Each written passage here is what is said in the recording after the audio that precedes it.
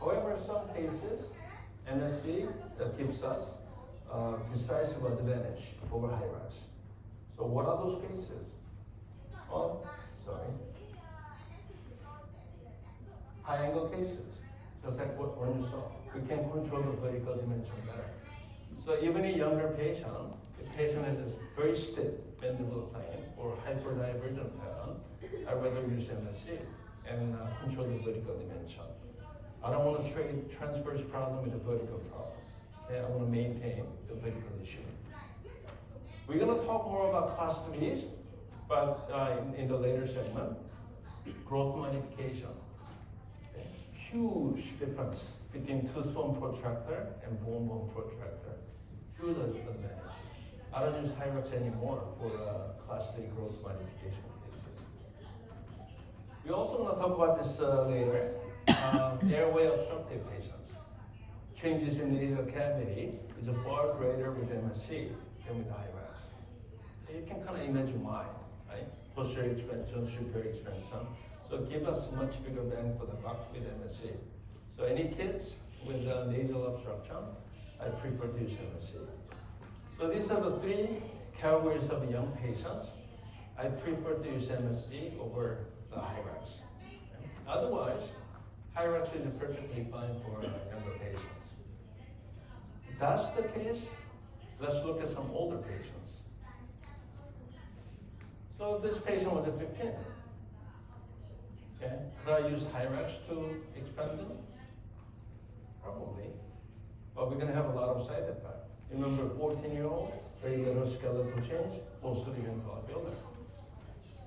He also has a stiff mandibular plane, high angle case. So I used MSC. And little tiptoeing here, see the dental compensation? So here's MSC. So we're able to split them.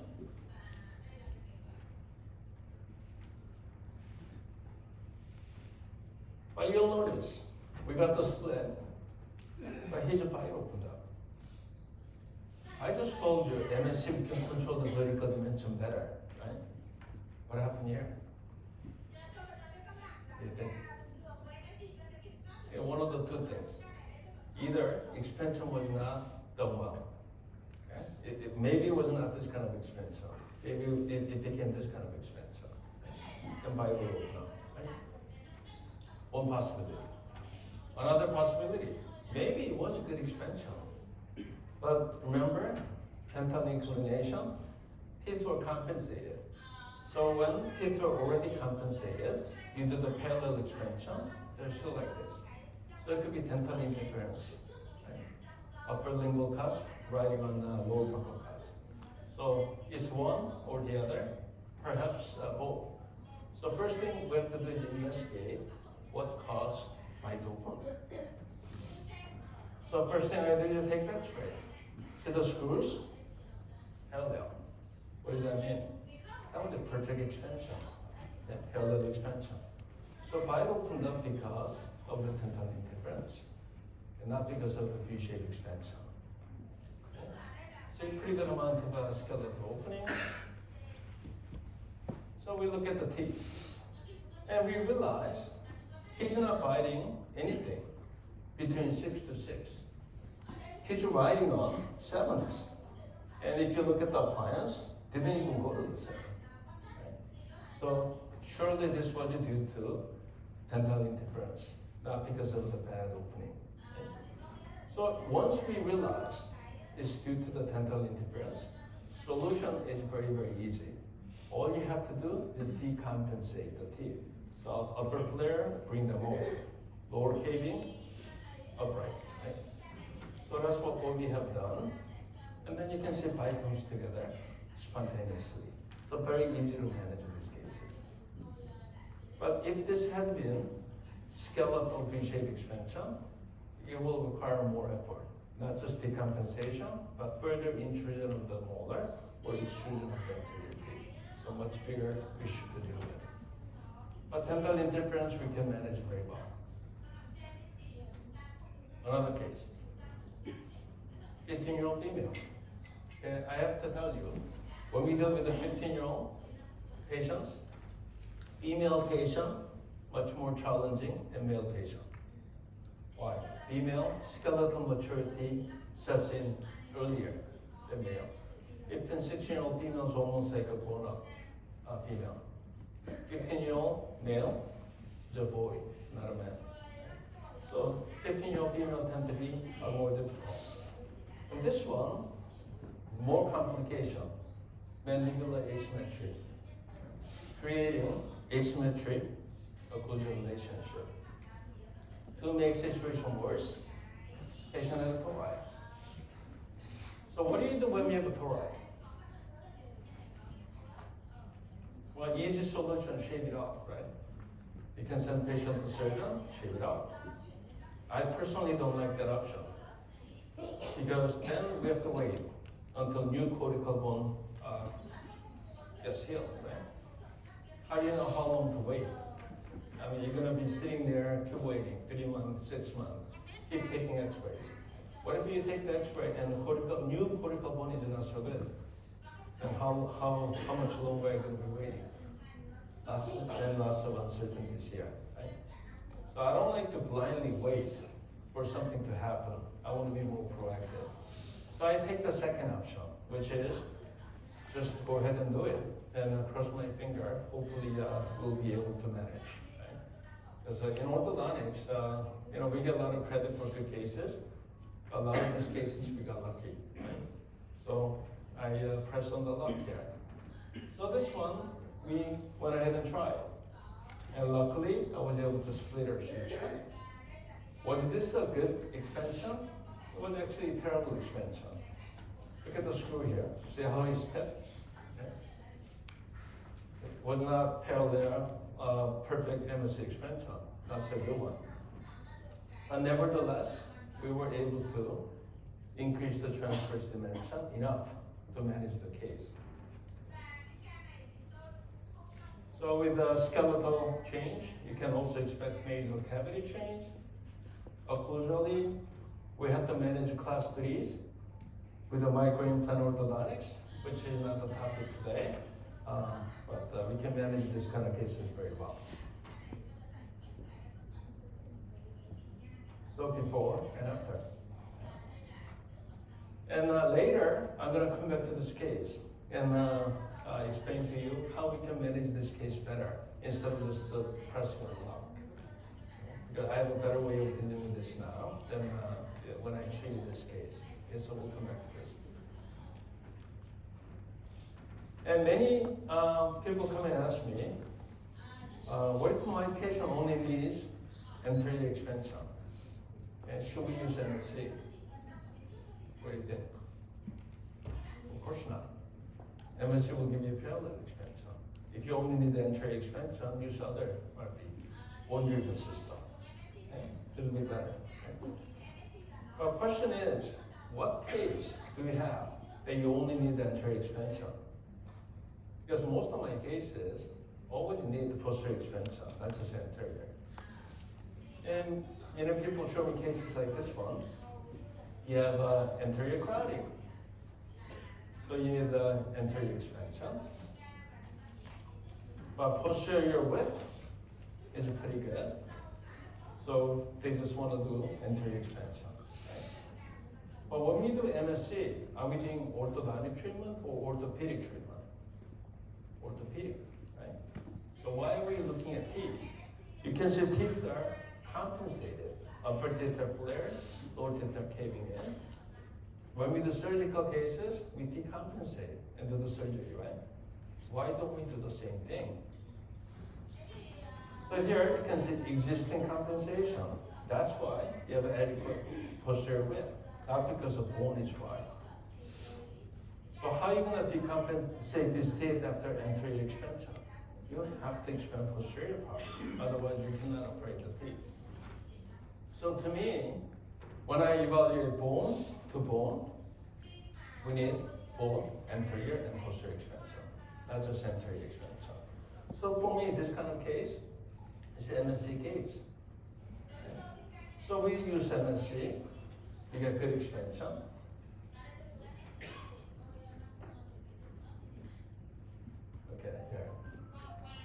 And you can see after expansion, we're going into broad divide. Broad divide is good, so we can decompensate the teeth fully. Right? I know when we were in school, we learned that expand hyrax until upper lingual cusp is over the lower buccal cusp. I think this is a really silly idea, in my opinion. Why? Because some cases come with a tip like this. Some cases like this. Why are we treating them the same way? Because you have to decompensate this. So when patient comes like this, you have to go broader so you can upright the teeth. So every case has to be evaluated separately, not just the same concept for everyone. Okay? In orthodontics, there's no short answer. You have to individualize treatment. This case, with a severe compensation, I need protein. Another important part, I have abandoned 5s, not 6s. Why? Because it doesn't matter which teeth you bend. Most important thing is, your bone anchor has to be in between zygote. Okay? Well, this position is important. Anchor teeth, it doesn't matter. If your patient has recession on 6, don't bend 6. You can bend 5, 7. Patient has a bad crown, you cannot fit a good bend, right? Avoid that tooth. It doesn't matter which teeth, you just need 1 tooth per side. Okay? It can be 5, 7 combination, doesn't matter. I bended 5s because I knew, because after the expansion, I keep MSC in place for 6 months or more for bone to heal. So during the 6 months, I want to decompensate the teeth. If I tie up these teeth, then I cannot decompensate them. So I bend the teeth that requires least amount of tooth movement after the expansion. So that's why I bended 5 here. So here, with the 5 being the anchor, we can bring all the teeth in, decompensating, and I can put braces on the bottom, upright the teeth, and then correct the case like this. So you can see existing compensation, I was able to upright. Why? Because I did posterior expansion. Okay. So look at the bone, don't look at the teeth. So case got worked out nicely. So if I look at the bone, do I expand every case that is bony discrepancy? I know some of my colleagues treat it this way. They measure upper jaw, lower jaw. Almost always, upper jaw is a deficiency. I think based on UPenn study, it's like 85% of the total population has smaller maxilla compared to mandible. So that means I would have to use MSC in 85% of the case or more. I don't do that. You know, I don't believe in absolute number. I believe in physiological range. So all of us have a physiological range, not an absolute number. As long as we can get our patient into the physiological norm, they're going to be fine. So this patient, for example, pretty well compensated. Can I treat that case with expansion? Of course. Can I treat her without expansion? Of course. So a lot of cases are like this. So each and every case, you have to make your clinical decision. Which way will serve your patient the best? Okay? Don't do expansion unnecessarily. So this case, if I measure the bone to bone, she's probably deficient up top. But I can manage this case without expansion if I want to. But I evaluate the case. She's got lots of crowding on the bottom. And she had a nice facial profile. She was a non-extraction case. So I don't want to pull teeth out. Okay? I have to do this non-extraction. I don't like IPR. If I IPR the bottom, I have to IPR the top. And that makes upper incisor very small. I don't like that look. I don't like taking out the lower incisor. That reduces the intercanine width on the bottom. I can never match with the upper canine. So I hate all of these. So I want to do this non-extraction and no IPR, which means I would have to spread things out, increase the lower volume. So if I have to do that on the bottom, I have to do the same thing on top. Either dental expansion or skeletal expansion. So this kind of makes me think, maybe expansion is better than non-expansion. And then I look at the panel, I have impacted panel. Look at the apex, almost closed. Yeah. What does that mean? Do I need the surgery, surgical exposure? Well, in the States, surgery is very expensive. I'm trying to avoid the surgery, which means I need to create the room ASAP, immediately, in order for it to have a best chance of a spontaneous eruption. So I'm pressed against time. So what's the best way of creating large room very quickly? Expansion, right? So this tips the scale more toward expansion.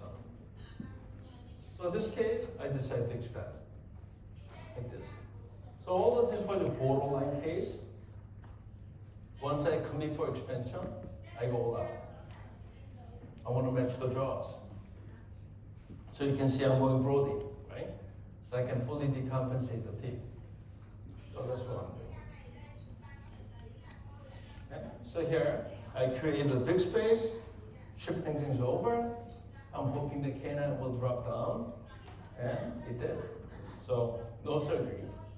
I was able to save her from surgical exposure. So again, case by case, I have to make this decision. Could I have treated this case without the expansion? Probably. If it wasn't for those two factors, lower crowding and upper canine, right? So case by case, we have to make a clinical decision. This patient is interesting. We thought she had asymmetric lower jaw, but after the expansion, lower jaw swung back to the center. So don't trust yourself so much that you can somehow find the CR position. The muscle memory sometimes is greater than your strength. Right? So 50% of the time, when I expand, lower jaw position will come more toward the center in all the asymmetric cases. So sometimes you have to re-diagnose the case after the expansion. So here's an example. See how lower jaw swings toward the middle. Right?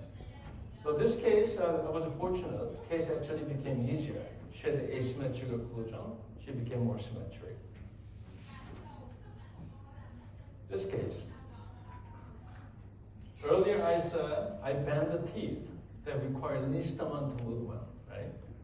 This patient, none of the teeth are good. Why? Because they're all medially rotated. So I have no choice. I just gotta pick some teeth and bend. After the expansion, I don't want to wait 6 months before I start to derotate the teeth. So those cases, you can actually cut off the arms. I need to keep this in there for a minimum of 6 months. So during the time, I want to do some orthodontics. So you can cut off the arms. Why don't I cut off the arms on every case? Because some people like to cut off the arms every single MSC case. I personally don't like that. Because once you cut off the arms, this thing is very loose. It flops around, held by 4 screws. What if one of the screws comes loose? Then the whole thing's going to be very, very wobbly. So I like to keep the arms during that retention phase. So that's why I personally prefer to bend the teeth that requires least amount of orthodontic movement after the expansion. So I can keep the arms. But some cases, you could cut off the arms.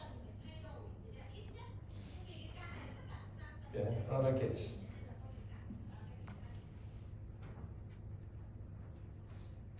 They're almost 20. Okay. Traditional disciple case. Got a lot of expansion here. Okay. Another one in 20. Okay, nowadays, if you look at these cases, so what? You know, I see a lot of these on Facebook, Instagram. But mind you, these were from early 2000s. So back in those days, all these were soccer cases. So many of these cases. So what's the upper age limit? If you read the articles or listen to other market speakers, Many people say 25 male, that's the limit. I completely disagree with that. I don't think chronological age is the main factor. There's a loose correlation between age of the patient and the difficulty. I said loose correlation, not an absolute correlation. Some cases, some 60-year-old I can split. I failed on 17 sometimes. So, chronological age is one of the many, many factors. Generally speaking, when you get up to mid-20s, it gets quite difficult. That doesn't mean you cannot do it, it's just more challenging. Remember, I said the 15-year-old, female patients are harder, but when you get up to mid-20s, female patients, easier than male patient. Why? Because the bone density of female, the top plateaus. Male bone density much higher, the masculine muscle stronger, so male tend to be stronger, the more difficult. So we can manage a lot of female patients in mid-20s. More difficult with the male patients. So this is an interesting case. We got her to open up, but look at how much her bite opened up. Pretty scary. So we solved the transverse issue. Now we have a vertical problem. So remember, whenever bite opens up, first thing we have to do, find out why. Okay? Is it because of the expansion was not so good, or is it because dental interference? So we look at this case. Look at the screws. Look at the pattern of expansion. Not bad, actually. So all the bite opened up significantly. I'm not so worried, because I think it's mainly due to dental interference. So bite opens up this much, and some of my colleagues says, well, you just created a surgical case. I disagree. So don't panic just because bite opens up. First thing you have to do is investigate what caused it. And once you determine cause is due to dental interference, solution is very simple. So this one, just like the other case, 6 to 6, no contact at all.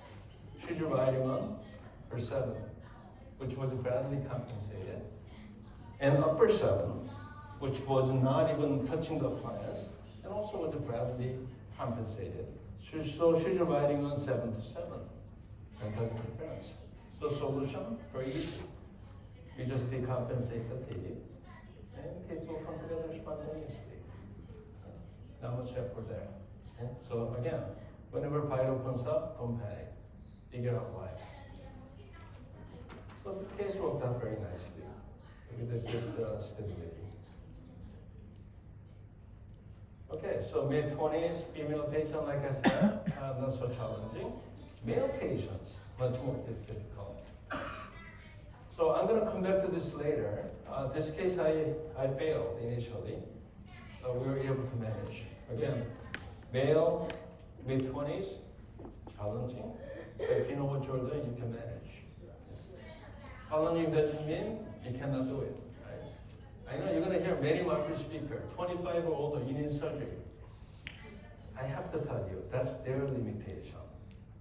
Don't let that be your limitation. Right? Because if you just give up, you'll never figure out how to solve this problem. So we'll come back to this one later. How about 30? Okay, it's a female patient. 32-year-old male patient. Yeah, again, chronological age is not the limiting factor. How about 50? Kind of cancel the diastema, right? But if you look at the X-ray, we got this articulation. So again, don't rely on diastema so much either, because sometimes some people have a very tight transeptal fiber, so you may not see diastema. But if you take the X-ray, it's a skeletal opening. There's another view. Okay? So actual disarticulation.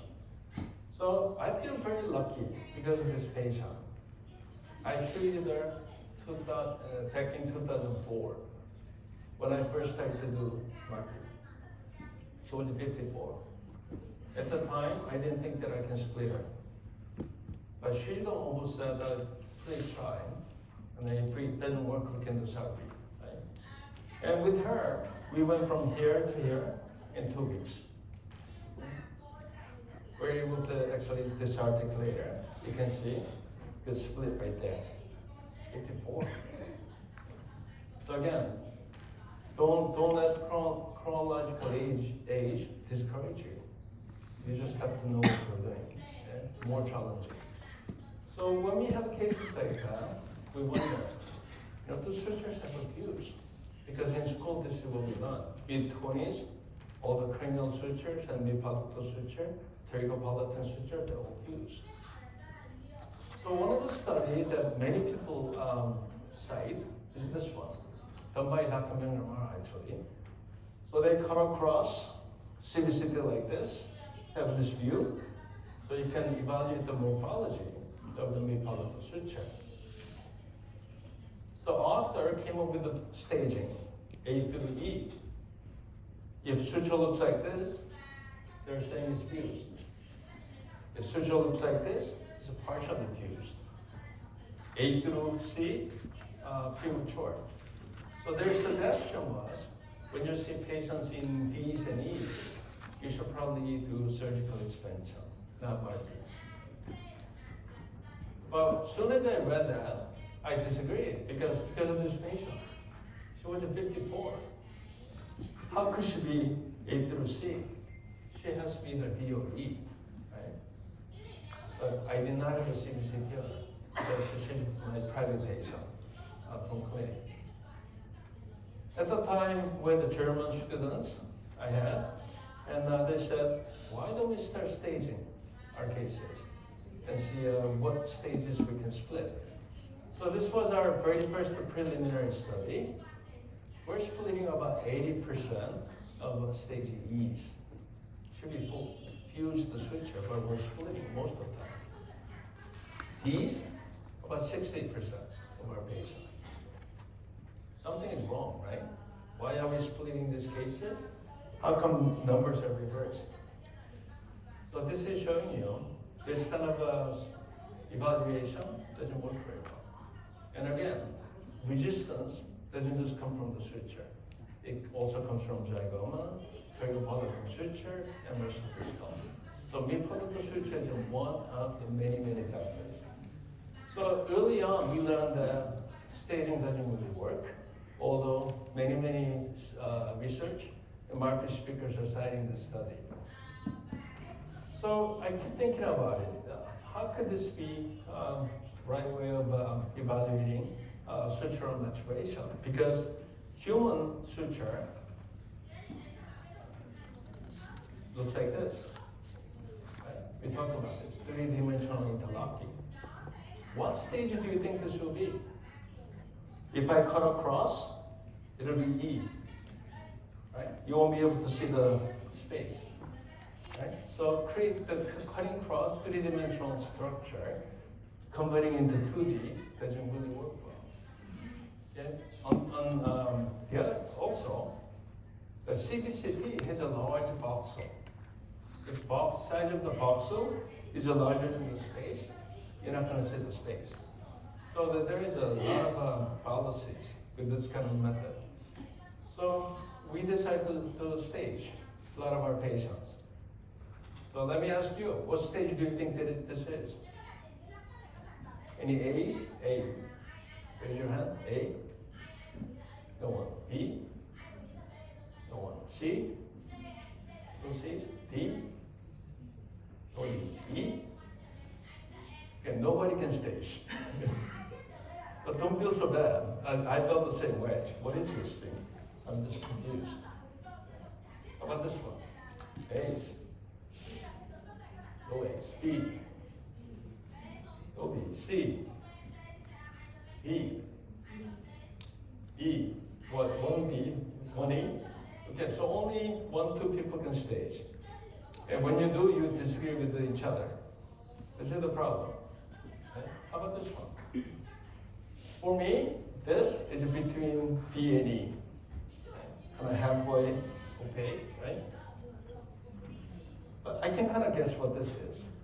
This one, I have no idea. Do you have any idea? Do you see a line or do you not see a line? Is a line radiolucency or really a line? Takes a lot of imagination, right? Like when we look up the clouds, you may see a rabbit, I see a cat. Right? Takes a lot of imagination. On top of that, if I move this, cut a little bit up, we're probably changes completely. So very, very subjective in where you cut.